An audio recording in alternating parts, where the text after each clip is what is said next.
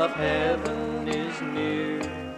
Tell them about Jesus and Calvary's shame. Tell them to call on the Lord in His name. It was a bright Sunday morning, the first day of the week. For some, a day of worship, for others, just sleep. And just outside a city, in a neat little home, a young mother was awakened by the ringing of her phone.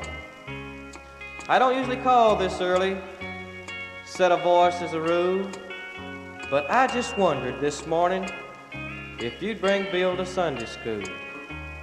Bill's a nice little fella, and we've missed him so much, and somehow this morning I had an urge to get in touch.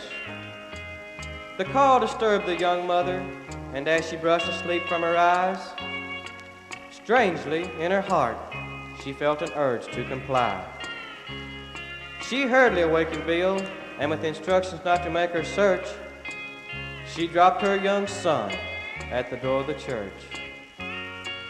The services had ended, the exodus begun, when the mother returned to reclaim her young son. Homeward bound, she asked Bill about the events of the day, and after a moment, she heard her son say, "Well, I was quite like you said, Mom, but I got so sleepy my head began to nod. And Mom, at first I didn't believe it, but I heard the voice of God.